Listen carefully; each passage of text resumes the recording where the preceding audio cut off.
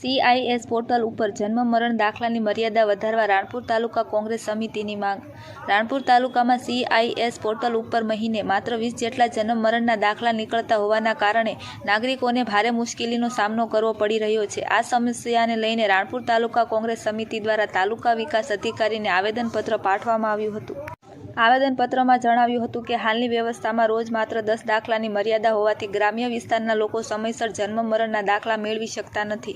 દાખલા મેળવવા માટે લોકોને અનેક દિવસો સુધી રાહ જોવી પડે છે, જેના કારણે સરકારી કામકાજ, આધાર કાર્ડ સુધારા, વારસાઈ અને અન્ય જરૂરી કામગીરીમાં વિલંબ થાય છે।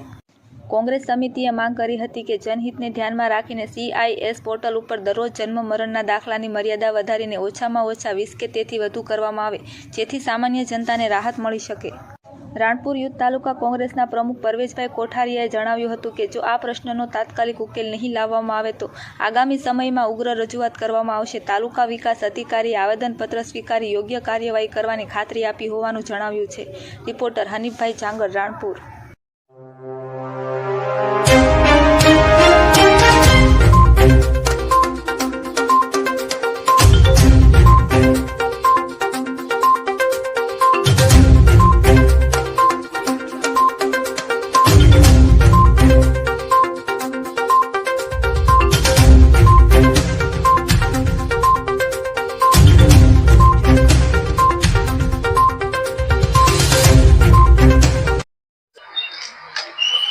નામ પરવેશ કોઠારિયા, પ્રમુખ રાણપુર તાલુકા યુથ કોંગ્રેસ। આજે આપ આવેદન પત્ર દેવા આવે શું હતું અને કેવી રીતે? રાણપુર શહેરમાં છેલ્લા ઘણા સમયથી ગ્રામ પંચાયતમાં જન્મ મરણ બાબતે ઘણા સમયથી લોકો ધક્કા ખાય છે।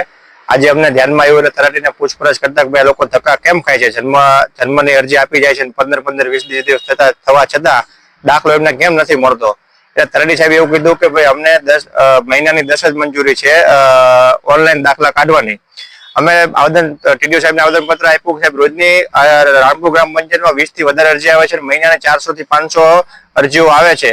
અમારી માંગણી એવી છે કે રાણપુરમાં રોજની 20 થી વધારે તમે ભાઈ આ પોર્ટલ ઉપર તમે કરો કે શું કહેવાય એની લિમિટ વધારો, જેથી કરીને રાણપુરના પબ્લિક હેરાન ન થાય અને લોકોને સરળતાથી દાખલા મળે, રાણપુરના લોકો ધક્કાથી બચે। આગામી સમયમાં આને નિરાકરણ નહીં કરવામાં આવે તો આપના દ્વારા શું TDO સાહેબે અમને ખાતરી આપી છે કે હમણાં કઈક નવો પરિપત્ર થયો છે, એમાં કઈક વિસંગતતા છે એટલે 10 ની લિમિટ આવી છે। હવે તમારે રજૂઆત ઉપર પહોંચાડશો અને યોગ્ય નિરાકરણ આવશું। ટૂંક સમયમાં જો યોગ્ય નિરાકરણ નહીં આવે તો આ પ્રશ્ન આખા રાજ્ય સરકારનો છે। રાજ્ય સરકાર આંદોલનની શરૂઆત રાણપુરથી અમે કરશું।